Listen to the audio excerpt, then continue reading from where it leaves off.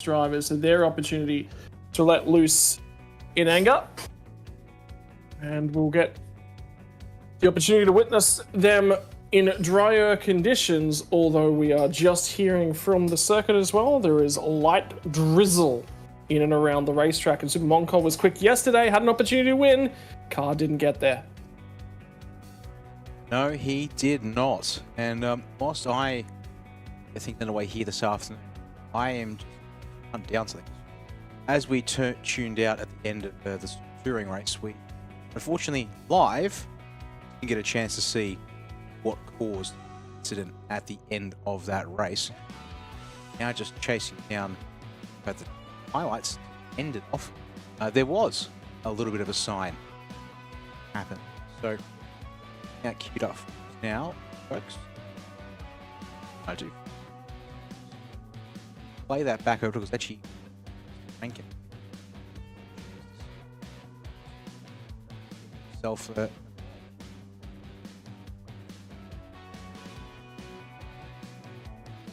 3 minutes, just enough time. 3 minutes to jump in to our race. So here we go, ladies and gents. We are going to be off and running with your Super Pickup Class Cs here in just a few moments. So get yourselves comfy, get settled in, because your afternoon of racing action is about to be coming your way. Albeit, so Super Pickup Class C to start off. And then from there, we're going to be getting into the bigger and badder categories, which is what we're all here for.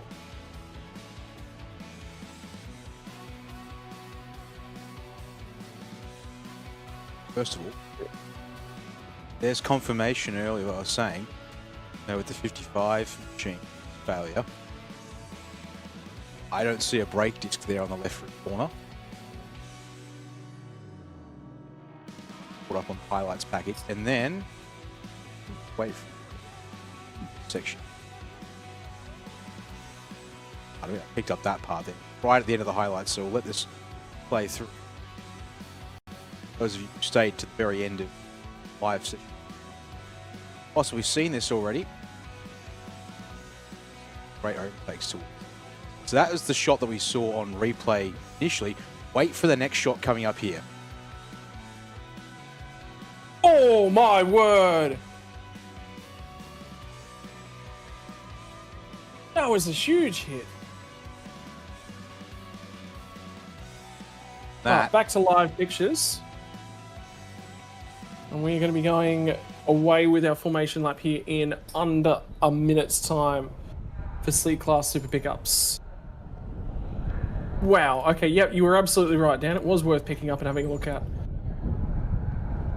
Right, because I sat back just to obviously make sure we were all clear to end the session 1 stream, and just watching that back. I mean, the wall of smoke the first car, the Honda City puts up, and then just all of a sudden smash into the left side door. Something to behold. It's not quite the way you probably hope it was.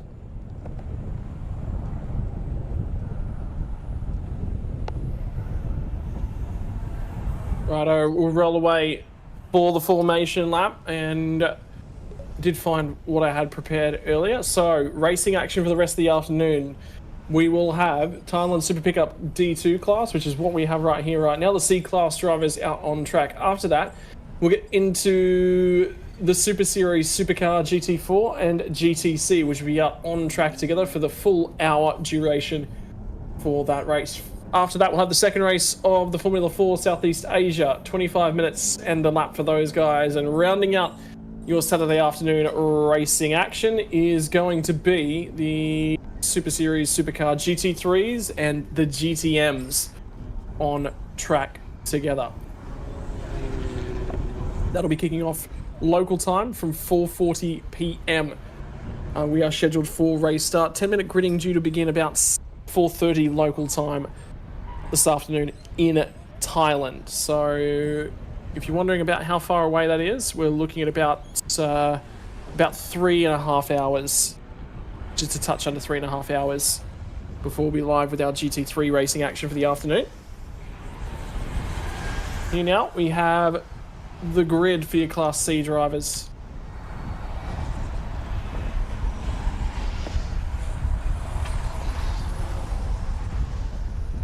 Quick reminder of the circuit. Obviously, those who watch our coverage, you'll see in this graphic a fair few times now. But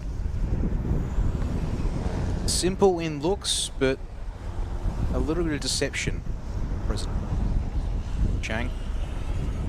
End of the day, a half this track tests the drivers, various capacities, medium speed, high speed, all present at this place. A fair bit of loading on the tyres for some pickup trucks. That does mean that Dannygadventures are semi-slicks, I'd have to say. Go through just a wee bit of a workout, Scott.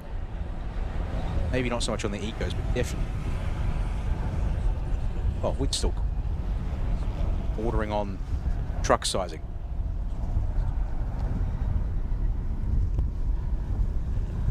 Yeah, and the Ventus RS4 semi-slick.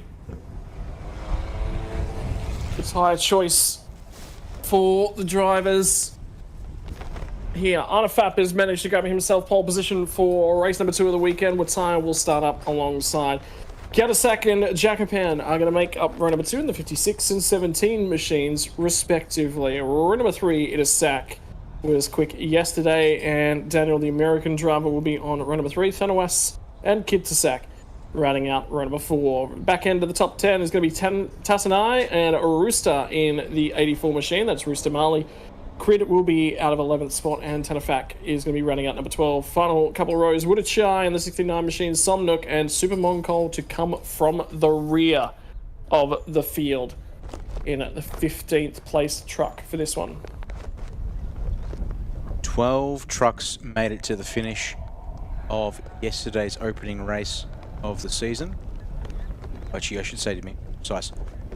14 started, 1 didn't make the start. 12 classified as finished. So we await confirmation at the circuit that we are ready to go racing once again, bringing out the big pickup trucks. Will it be one of our drivers towards the front? Itasak, the race winner yesterday, starting out of 5th place. What can he do to possibly make that 2 from 2 to get this weekend underway? 5 red lights on this up the front. We're underway here for the second race of the Super Pickup Division 2 front row drag race. Looks like it's going to be with tyre on the inside. Might be able to challenge for the race lead here, but no, round the outside, Artifap will hold strong and borrow the pit exit once again on the way out of turn 1 to hang on to the race lead here. We'll have to keep our eyes on the truck in front of the 30 machine. I think it might be the 12 of Thanawas. Did lean on a driver on his outside on the run through turn number 1. And now we'll rally off down in towards turn 3. You can see the move that the 12 machine of Thanawas was able to make. Got to the inside, and have a look at how close in behind him Itasak was able to get at turn 3. Great turn, great drive. And have a look in the background of that shot. That is telling for all the drivers. Similar conditions to what these guys experienced yesterday. Albeit these drivers probably got the worst of it. It was wet. It was the Super Ecos that started off dry and transitioned to wet. And a little bit deep down at turn 4 means that it's going to be running a touch wide for the 30 machine of Itasak. And this just gives you so much of a view of what's going on and how difficult it is. Gets it in there, but there was a lock-up of a break from Thanawas ahead. A little bit loose through turn 5. There's that overhead shot, really quite telling that it was a double apex sort of shape to turn 7. Front of the field, there, how about that? A breakaway of 5 trucks up the front, but then damage on a truck there, leading that second group of vehicles, if I'm not mistaken. So that would be Sack in the 52 as truck stopped near turn 5 is going to be Yatisak. Not to be mistaken, Kitiasak. That just makes it a bit of a mouthful here, but hopefully that 56 gets rolling again as down towards turn 12 for the first time here. Pull it up, do so. Nice and easily, and the drive out the other side. Lap counter ticks down to 11 laps left to run. And is that a drummer? Maybe that was a mid-shift there for the number 12 machine at Thanawas, but Idisak got well and truly down the inside. And that's another pinch break. That's the second time he's now locked a tyre in the last lap. Number 12 machine. Got the onboard camera showing the pass for Idisak as he runs down towards turn 3.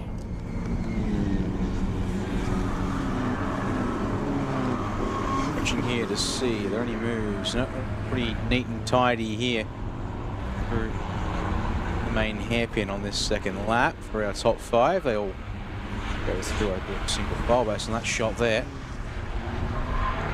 Having a look at, see, I believe unfortunately we've only had 14 trucks start this one. Oh, the pitch doesn't have any sector times that have lit up this one, and the only speed he has recorded through the speed trap only makes sense on a formation. So,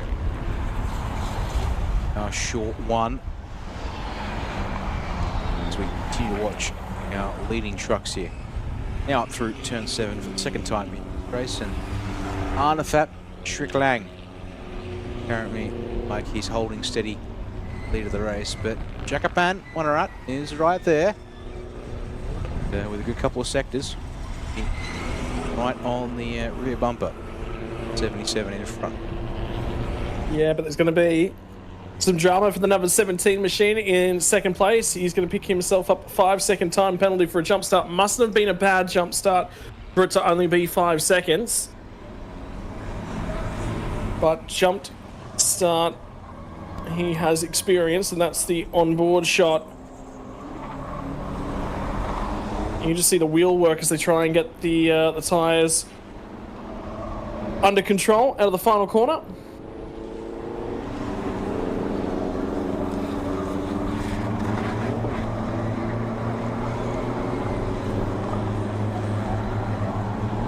Trying to work out what that timing is.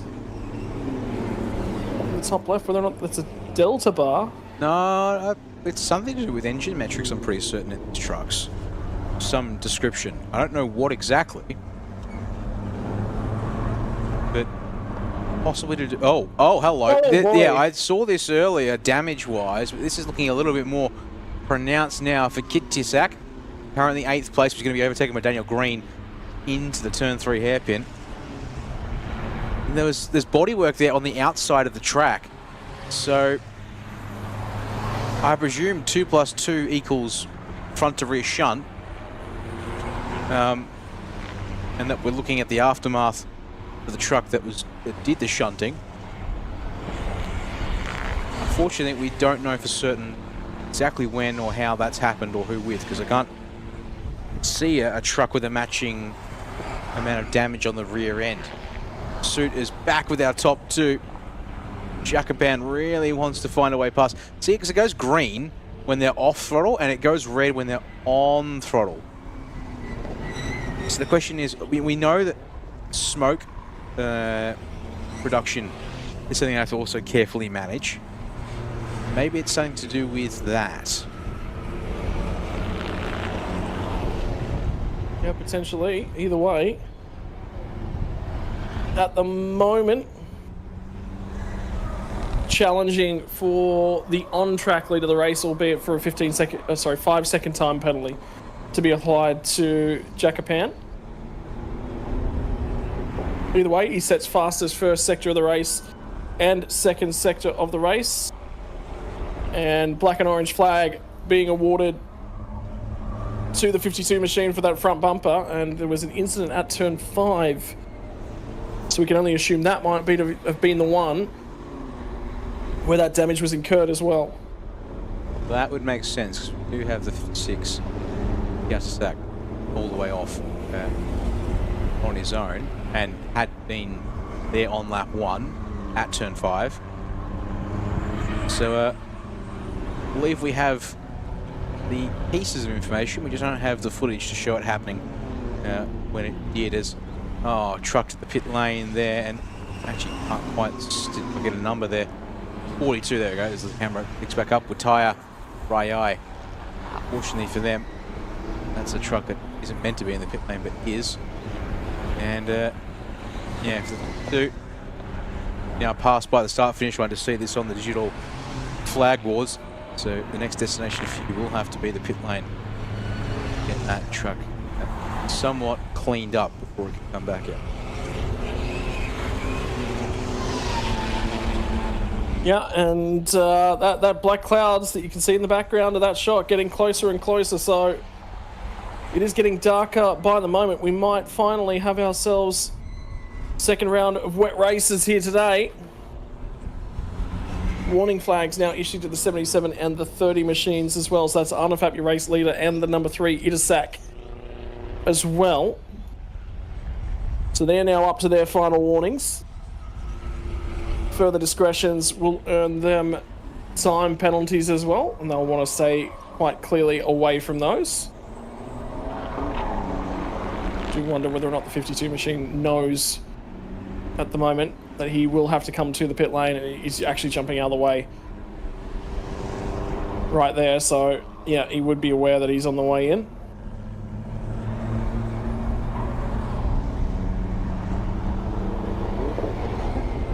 Hey, yellow. Hang on to it there. Ooh. As we catch the 42 is returning to the circuit, so good to see some progress there. Now, let's catch which number of truck that was, having all kinds of moments. By positions, it would be the 82, 84, 86 truck that was getting all kinds of loose out of turn 11 as Kitsak hits the pit lane to get that front bumper cleaned up, and which probably will mean just pulled off if they want to get that truck back out there. Possibilities they may just leave it and call out one a day. So, questions is whether that truck returns to the racetrack, but back to the front again, and it will be put back in place and taped on is the answer. Okay. You see that wheel arch, that probably just needs to be pulled off. Be careful not to cut themselves on that plastic as well, where it has been bent and warped. But for now, that's the battle back up the front, and the 69 machine of Vudachai into the pit lane as well.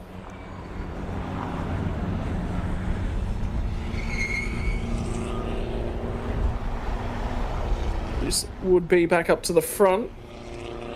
At the moment, the 77 and the 17 back at it, and you can see in the background the number 30 machine starting to get a lot closer as well. We're going to straighten up the exit. Turning quite early to the final corner.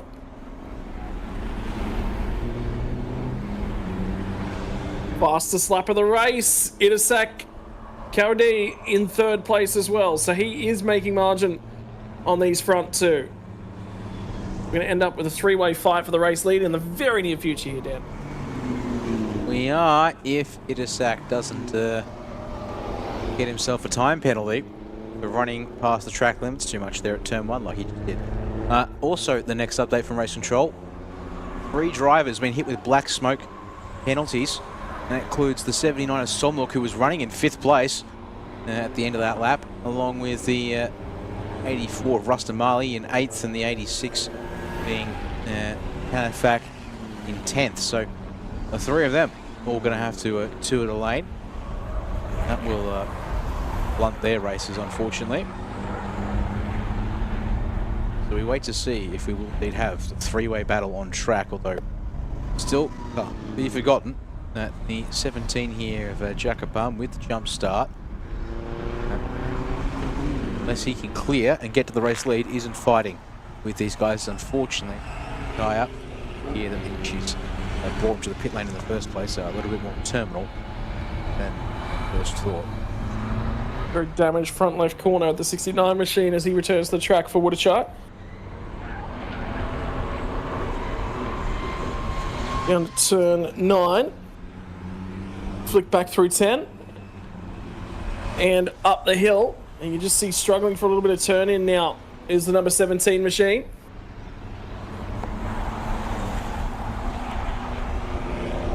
Creeping away in the background again is Itasak.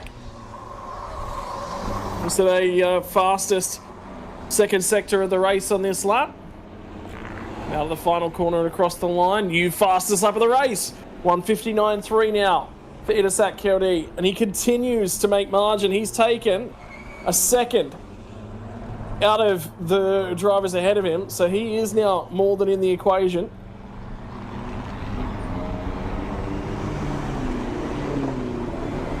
Don't count him out just yet. No, not at the second. Not at 1 second a lap gain. On second leader. That'll get him in time to have a proper crack at it. There's one of our two trucks, the black smoke penalty. Rustamali looking a little slow on the run to the final turn as well. Head for the pit lane to get that one cleared. No. As you can see here, highlight. That's not looking too good for the 86 either. In fact, that's not driving particularly optimal lines either, and to me that smoke's coming out from under the car, not from the rear exhaust. Maybe another driver will be limping into the pits here. Feeling that will be the case.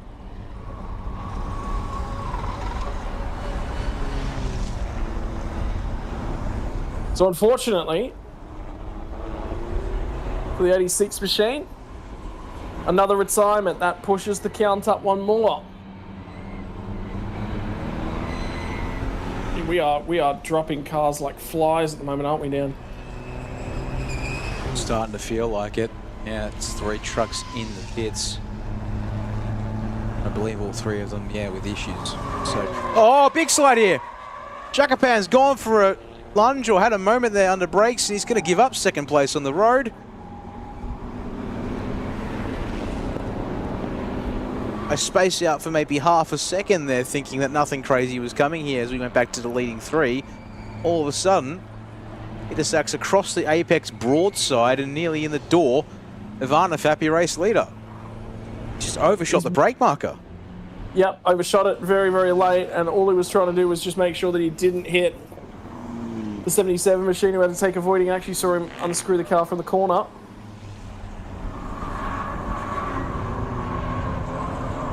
So he marks on those tyres now, and they're already starting to ail on him.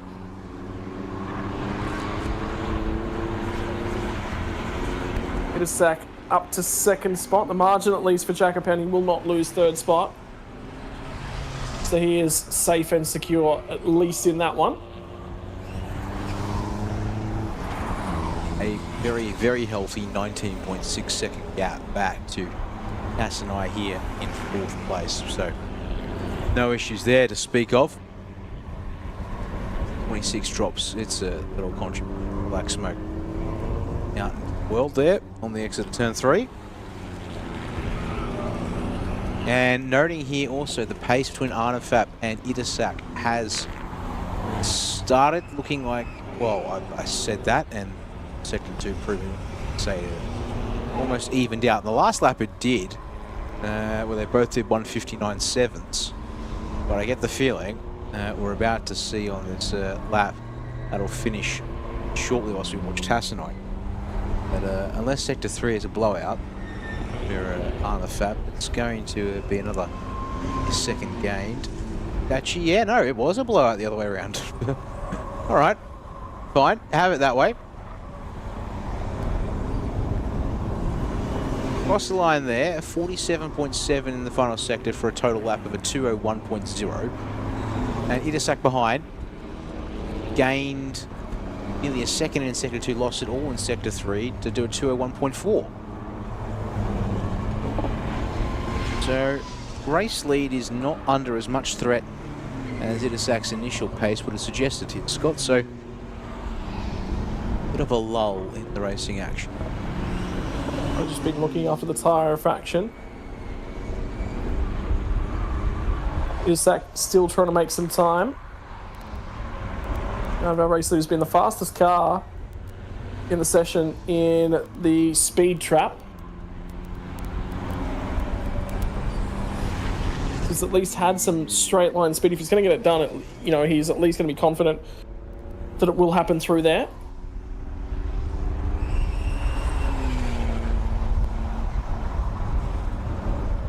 Meantime, he does still need to make some time. Checking back in with third place, Jacopan.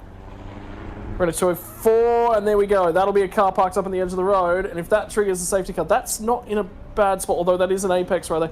That will probably be right before turn 4. I believe either that or turn 3. Road there hopefully means they can pull it back without needing anything more than local yellows to keep the racing going. You can see there that at the start finish line they're still holding up a board black smoke. Well, I believe it was the 84, the 82 machines coming to the pit lane. And there's the 84, and it's lost. Whoa! The latches on the bonnet. That'll trigger a safety car. They can't leave that in pit lane entry. That's blown over there. I think he's trying to drive it back, but yeah, it's a bit hard to see. Clearly.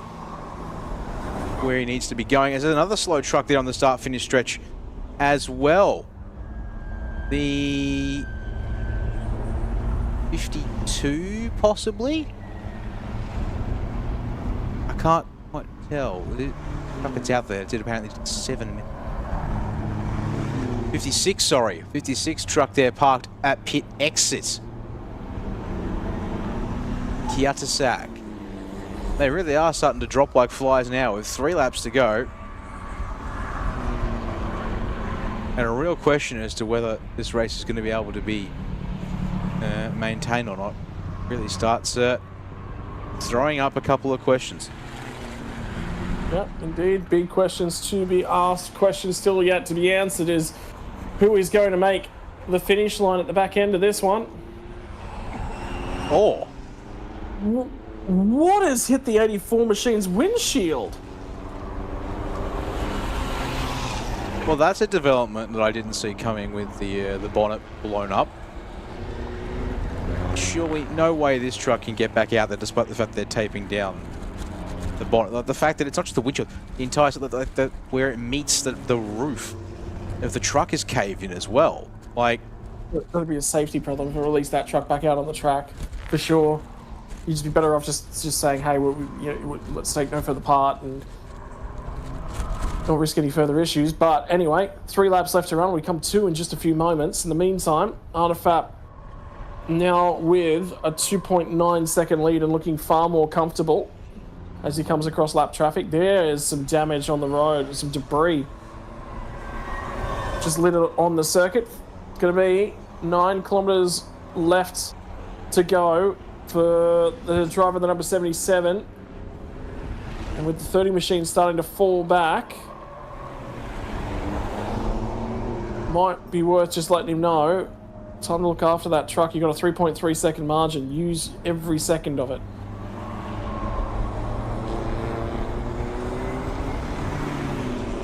It's kind of the same thing. Jacoban comfortably lapping his own pace here. No ability to threaten top 2 on lap time, and even now sits about 25 odd seconds of Tass and I in 4th place. So 5-second penalty means absolutely nothing to him now at this point in the race.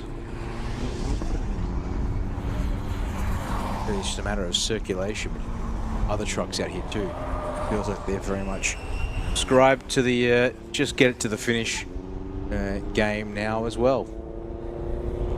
It's the big thing with this series, isn't it? You gotta make sure that you make the end. Often see incredibly high attrition rates, and race number 2, the 2024 season's going to be exactly like that. I cannot believe the amount of cars that we've seen dropped out of this one. So for a 12-lap sprint race, you'd have thought they'd be all right, but it really sort of tells you that these trucks are pushed pretty hard to make them what we see on the track. There's not a lot of margin left. Things to go wrong. Had the 42 there on screen for a second, because unfortunately they've copped a 10-second post-race penalty for speeding in pit lane As Arnefap will take the forward for the start of the final lap of the race. Margin is 4.4 seconds. Back to Idasak. And for Jacoban, coming around 10 seconds behind Idasak there to start the final lap for him as well. It's now truck that's running it. An optional pace. But to Arnefap, Shriklang, a couple of corners left to go here in race number 2 of the weekend. And it's looking awfully good for him. Which is something that he'll be looking for, because that P5 in race 1 will allow him to pick up some strong results in this one. To the final corner he will come. Very gently indeed round the turn. But he gets to be the one to see the checkered flag first here in race 2 of the weekend. To pick up Division 2 drivers. Idasak converts P1 in race 1 to P2 in race 2. Jacoban Wanarat will make it 3rd across the line and on the track by 20 seconds post penalty still. He's a happy chap about that one, apparently. Yep, on the headlights. Didn't everyone know about it as well? Strong race from him.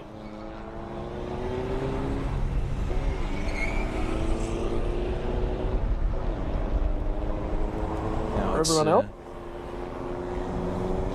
Yeah, the waiting game begins for everyone to make it round to call today. I reckon we're only going to end up with 5 cars in the lead lap here, because we're waiting on Daniel Green at the moment to cross the line, and he has now crossed.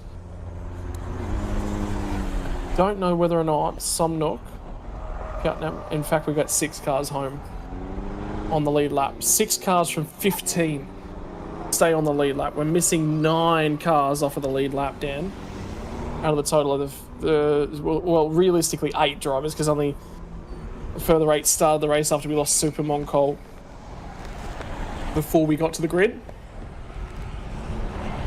Gee whiz. Well, the good news is the first of the supercar categories coming up next with the GT4s and GTCs. But before we get there, celebrating the results of race number 2, Arnefap from Idasak from Jacoban is your podium in Super Pickup D2. Tass and I home in 4th, Daniel Green home in 5th, and Somnook the cars on the lead lap. From there on back, we get the cars off the lead lap. Crid, Thanawas, Wudachai, and Wataya. Albeit Wudachai only completing 10 laps and Wataya 8, leaving him 4 laps down. Fastest lap of the race was 59.513 by second place Idasak. Only just a touch slower. Sorry, just a touch faster than our race winner, Arnefap Shriklang.